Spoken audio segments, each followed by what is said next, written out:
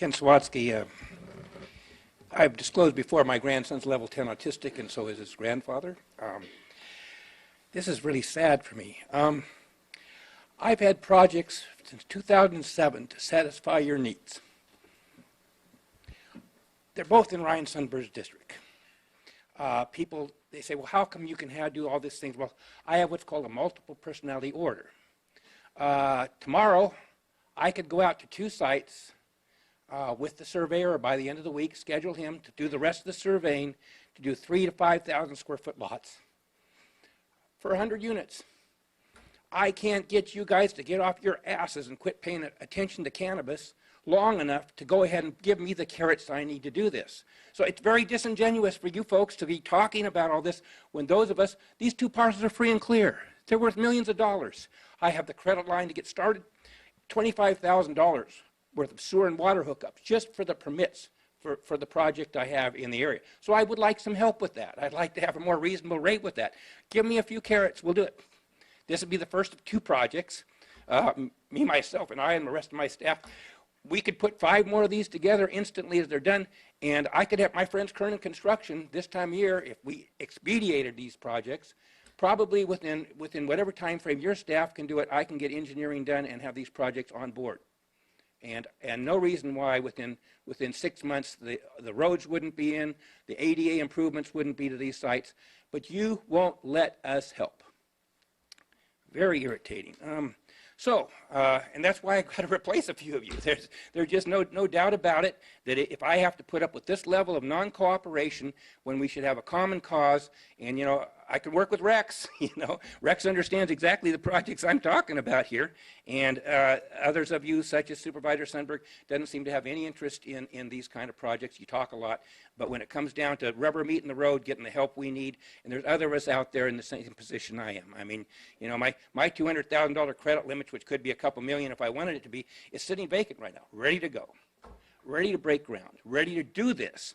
So can you get out of our way or something? Give us those carrots we need or whatever it is, but we'll fix this problem for you.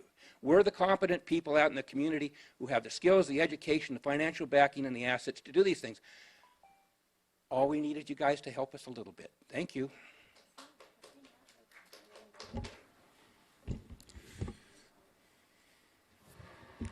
Lynette Mullen. Good morning, everyone. I appreciate your desire to address the lack of affordable housing. I just have a couple of requests, things that you consider as you move this forward.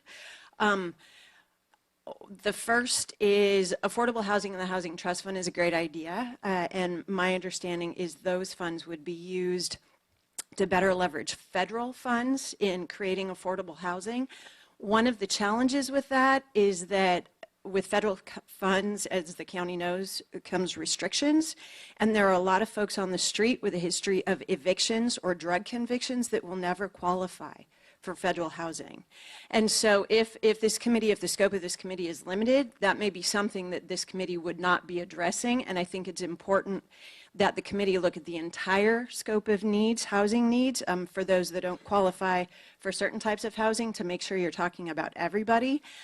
The other thing is, if you are just looking at housing, there are a lot of folks, in order to be successful in housing, need services, and social services knows this, and they do a great job with the people that they are able to serve. But again, there's a large population out there that does not qualify, and so to look at housing those people without wraparound services case management means that a lot of those folks ultimately won't be successful. So if you're looking at successful housing as the end goal, it's going to take more than just housing. Housing is absolutely the start, but it will take more than that. And so I just suggest when you're looking at this committee that you do broaden the scope, because you can't talk about one thing without talking about all of it if you really want to be successful. So thank you very much.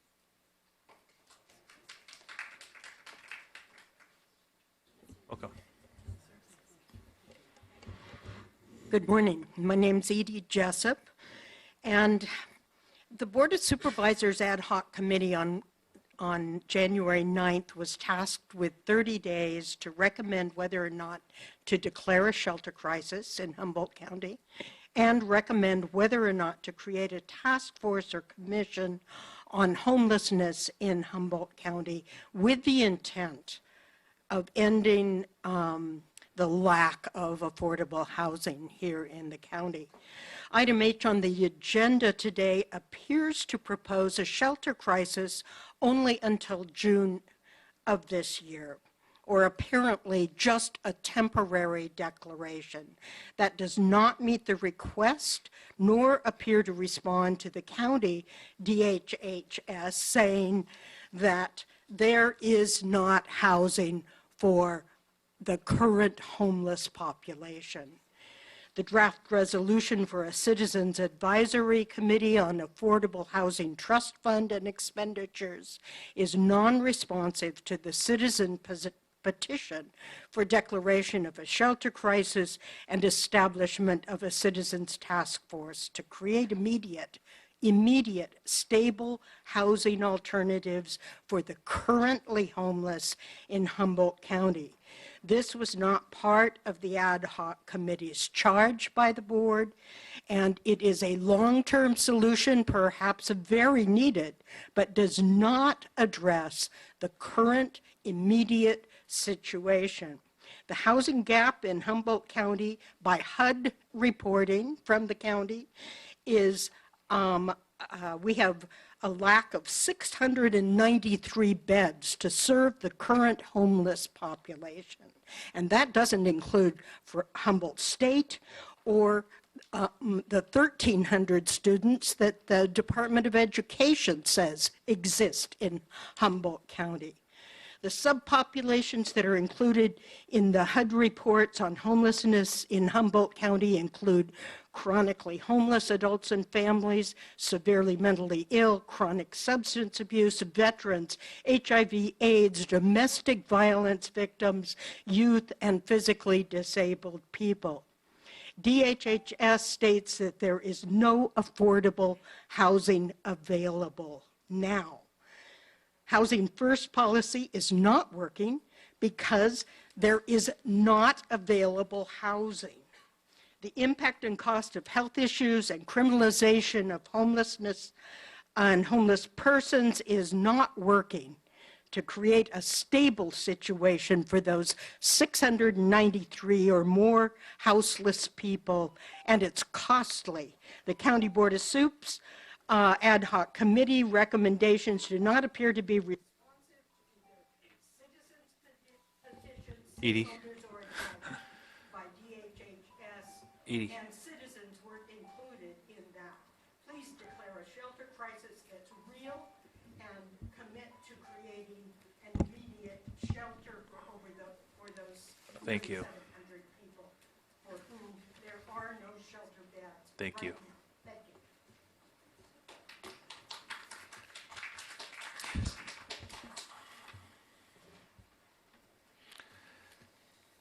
Welcome. Good morning. Am I back on here? Good morning, members of the Board of Supervisors. My name is John Schaefer. I live in Arcata. Thank you for all you do and putting up with all the abuse that we heap on you. Let me heap a little bit more, having said that. If I'm not mistaken, at the last meeting, when we addressed the existing housing crisis, there is an existing housing crisis, everybody recognizes it.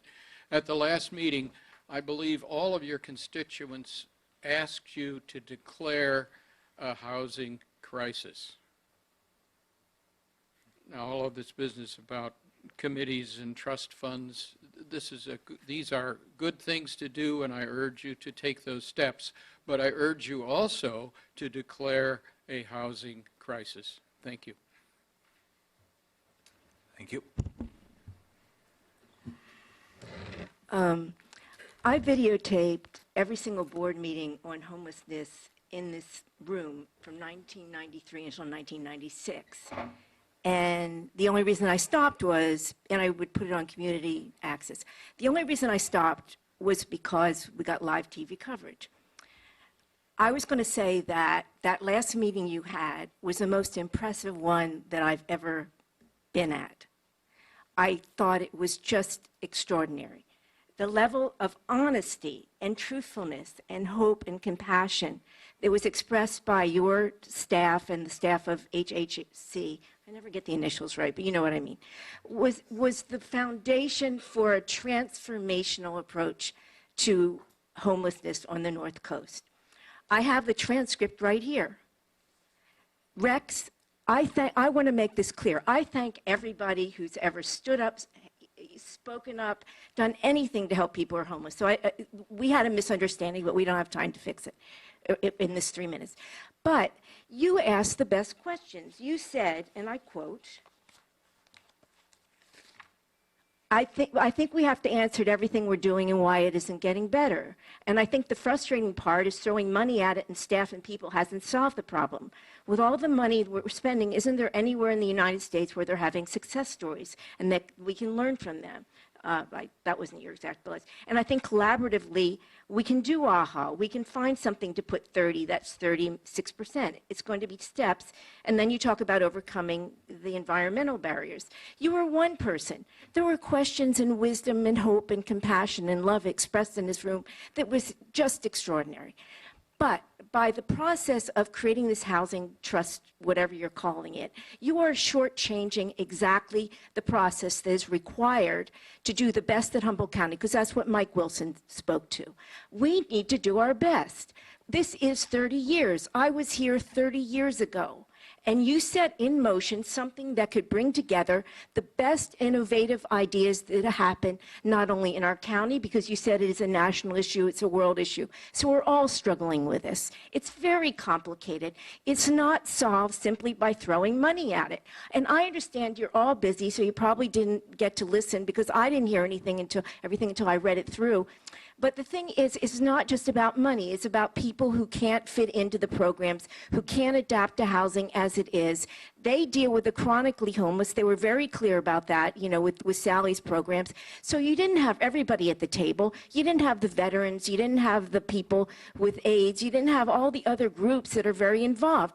If we could get that together and move forward and have the kind of discussion that we had the last time, I think Humboldt County would be a pioneer. But if you go back to doing what we've always done, which is throwing money at it and saying it's only about housing, we're stuck.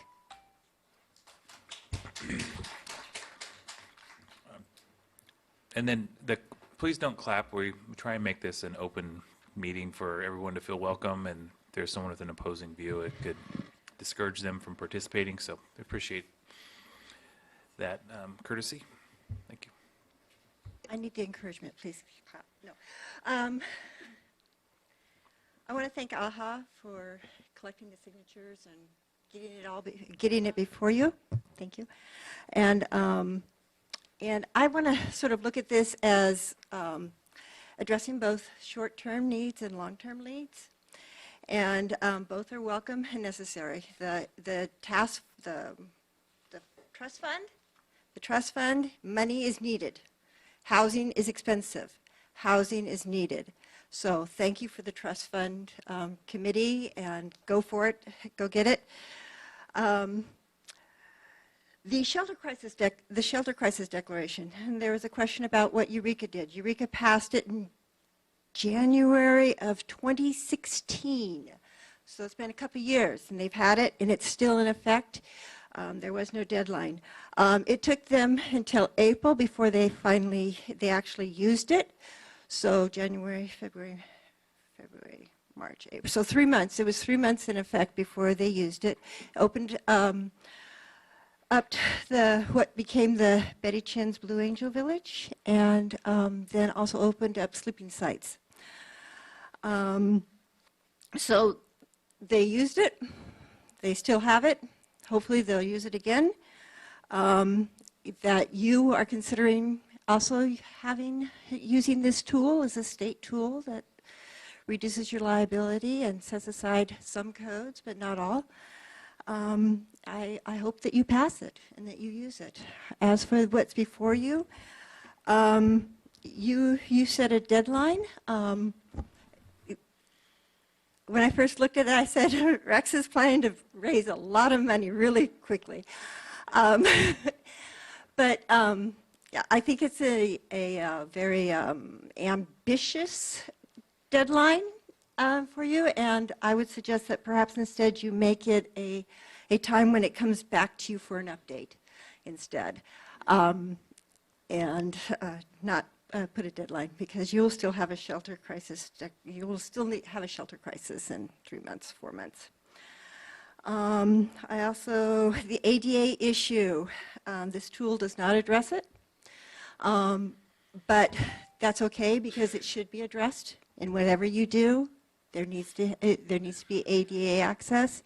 Right now, the folks in wheelchairs are having issues with being able to find shelter, so address it. Don't use it as an excuse not to do anything. And also, I'd like to acknowledge the work that the Humboldt Housing and Homeless Coalition has been doing on trying to find shelters for people. This is the immediate need. This is what people need. Thank you. Thank you. Oh, I have a couple things for you. Sure.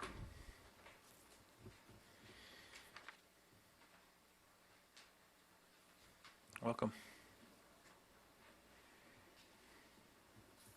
Hi, Lisa Pelletier again.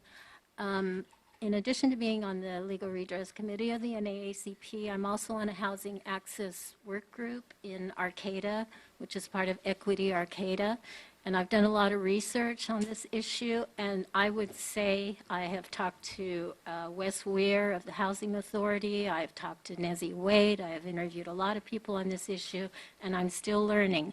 But what I'm learning is it's not just a housing crisis, and yes, we have a housing crisis in this state, but it's an affordable housing crisis. We have a lack of affordable housing. In Arcata, it's something like, it's a little over 5%. And it's just, and even the state treasurer has said, it's not a crisis, it's a catastrophe.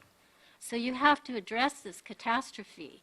You can't just put a little committee together and get a little fund to create more housing. You have to actually address the affordable housing crisis, and rents are way too high. People cannot afford rents, and wages are too low. This is something else I'm learning. You have to recognize this, and please, please declare an emergency shelter crisis. We need it, and it's shameful that it's taken 30 years for anyone to even consider declaring it.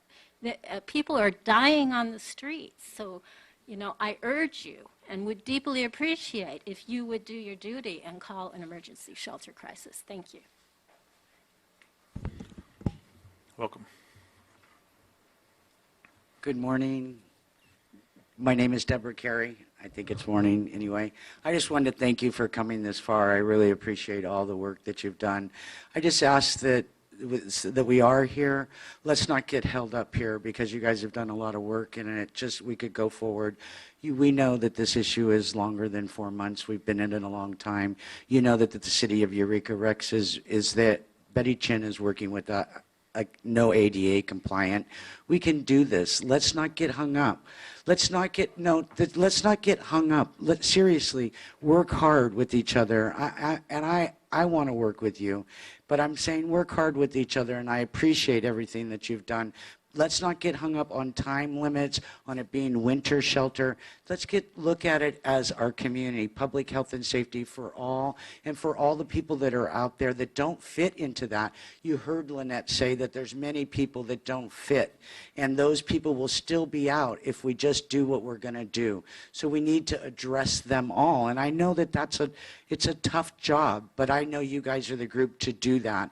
And I really, when you put a task force together, I don't care what you call it, as long as the voices are there. It's just not the people that are working for the county and the state. I want all the voices in every area to be there. The people that are struggling in all your areas to have their voice there, at least one of their voices there, so we can hear what they're dealing with. And when we criminalize, we know that criminalization makes criminals. And now we have a lot of criminals that we're not going to be able to get into the housing that you're addressing. It's a problem because it ruins their credit. So I just plead with you, and I thank you all for all the work you do to continue on. Don't let anything hold you up, and let's really address this and declare a shelter crisis declaration, and just work hard. Let's not, I remember years back, Betty was out. She was an enabler. let's work that hard, Rex. Let's work that hard for the rest of the people, and I know this board can do it, and I appreciate you all. Thank you. Thank you. Welcome. My name is Winchell Dillenbeck. I'm saddened, I'm disappointed, and I think this is short-sighted. I tried to actually prepare some comments, but I've been listening this morning. A shelter crisis for 4 months is a joke. It shows no political will. From everything that's been said, and I don't need to repeat what people have said, there is no housing. You're not going to solve this in 4 months. That's really clear. Two, you talk about creating a trust fund, and that's a great idea, but I think people are right. You know, we know how you're going to stack the committee, and we know how you're going to move this forward, and it's not going to be comprehensive. The problem with that committee's charge, and you know, I'm trying to do my homework on this, but I've read the plan. And you guys are still holding on to Housing First. And there's nothing in Housing First that will solve this problem until you open up a strategy committee. There's no money for the villages. There's no money for sanctuary camps, and we cannot get there fast enough. You know, I don't mean to be overly passionate, you know. Maybe it doesn't mean anything to you, but you know, I'm the father of a homeless child who has struggled with every last issue in this county. And it's breaking my heart that people aren't doing anything. I'm going to leave you with this quote from Dylan. How many times can a man turn his head and pretend that he just doesn't see? And how many ears must one man have before he can hear people cry? And how many deaths will it take till he knows that too many people have died? I just urge you to open up and really look at this and get the political will, because you are crushing people, criminalizing them. Thank you. Thank you.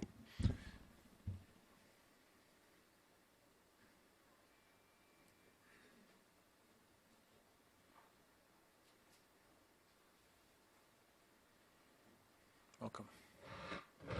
I'm Holly Klingel. I frequently attend. I don't often speak.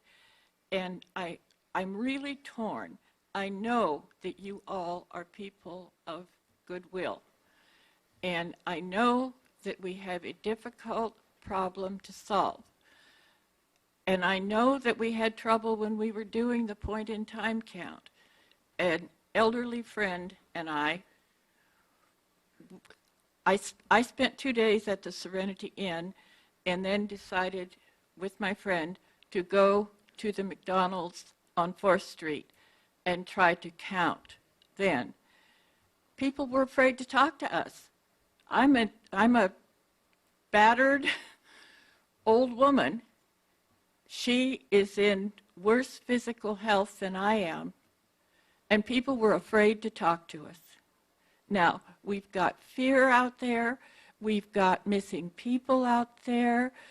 I cannot drive from my apartment on Wabash downtown without seeing things that make me want to cry. We are all in this together. If we're going to base our economy on cannabis, recreational or medical, and ecotourism, and art festivals, and music festivals, then we've got to clean up our city, and the way to do that is to find places for people to be safe, warm, and dry. Thank you. Thank you. Welcome. I have an observation. I'm listening to all these people out here in the audience talk about the homeless issue. I'm glad to see the enthusiasm that we're getting from the public. What I'm asking here is I'm seeing the same old stoic faces up here the comment that you're doing by saying nothing, and the stoic is a good word for that. Seeing the same old dog and pony show, again, year after year after year. Now, to some of the people in the audience, I want to tell you to serve on a committee. Don't let this thing go away. Get out there, maybe run for office against these people. You might lose, but so what? You get to use the press for several months and Channel 3 News. They will put you on there and your comments will be heard. Instead of having this 3-minute buzzer go off on you, you get more than 3 minutes when you're sitting up here. They get all day to comment. So get off your high horses and don't quit commenting on this dog and pony show they're doing. Serve on the committees, keep it going. This has been year after year, and it's not going to get solved overnight. But I don't know how to solve this. Other cities are having the same problem. There's got to be an answer. It's got to get better at least. But this, like I say, dog and pony show is a good word to use. Well, thank you for that. Is there any other comments from the public? Welcome. I am Bonnie McGregor. I just don't want to leave it there as the last sentiment coming from us, even though I understand where he's coming from in frustration.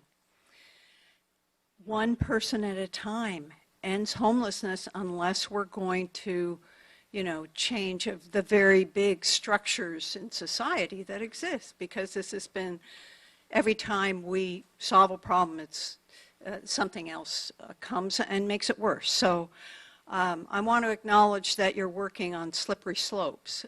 I also want to thank you very much for the ideas that you have come forward for the long term, and I think they're workable if we can get some money to rehab right away and get people into better housing. It's hard to actualize and materialize ideas, and I think my sense is that that's what you're trying to do, to make it real. So I really appreciate that. And I also firmly agree that a 4-minute, that's what it feels like, a 4-month declaration of a crisis that is ongoing it will bring us all back here, and frustration will be on you again and on us, and there's no need. Let's set a date to review it, I would suggest, and make it a year, because honestly, it's going to take a long time. And I also really wish, because in the 1992 housing element for the county, we talked about housing parks that were like in some of the, like people could have their vehicles there and stay there legally. We've been trying to find that interim thing between the long term and the immediate crisis over and over and over and over again. So if you can maybe have the first thing you do on that committee, and working with the coalition to have, really the most pressing thing is the people right now, every day.